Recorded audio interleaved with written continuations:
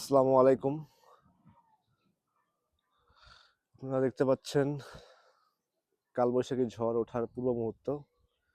আকাশ পুরো কালো হয়ে গেছে আজকে এবং চারদিকে খুবই নিস্তব্ধ। পুরো আকাশ কালো হয়ে গিয়েছে, দিকটা বেশি কালো, পূর্ব দিকটা বেশি কালো হয়ে গেছে। একটু পর ঝড় নামবে। গত রাতে প্রচুর কালবৈশাখী ঝড় হয়েছে। এর ফলে রংপুর ও কুড়িগ্রাম অঞ্চলে বেশ ক্ষতিগ্রস্ত হয়েছে। আমাদের দিকেও বেশ ক্ষতিগ্রস্ত। আপনারা শুনতে পাচ্ছেন মেঘের ডাক, মেঘ গর্জন করছে। এরূপ পরিস্থিতিতে একটু পরে ঝড় নামবে, হয়তো সন্ধ্যা বা রাতের পর।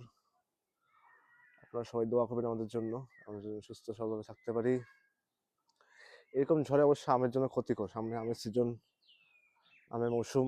এবং ঝড় উঠলে আম গাছে ক্ষতি হয়, তখন আমের দাম বেড়ে যায়। যার ফলে এবং ঝড় না ওঠে এবং ঝড় যাতে না ওঠে সেই কামনাই করি। কারণ ঝড় উঠলে আমের ক্ষতিগ্রস্ত হয়ে থাকে আম গাছ, তখন আমের দাম বেড়ে যায়। বাতাসও দেখা যাচ্ছে হালকা বাতাস। তবে যে গরমের তাপদাহ রয়েছে, তীব্র তাপদাহ, সেই তাপদাহ থেকে আমরা রক্ষা পাচ্ছি, কারণ হচ্ছে বাতাস, প্রচুর বাতাস পাচ্ছি এখন। এবং দেখতে পাচ্ছেন পাখি কি সুন্দরভাবে উঠছে, পাখি উঠছে দেখুন সারিবদ্ধভাবে, বেশ সুন্দরভাবে এগিয়ে যাচ্ছে পাখিগুলো। তো এই হলো আপডেট আমাদের এদিকের। একটু পরে কালবৈশাখী ঝড় নামতে পারে আর আকাশ মেঘ গর্জন করছে।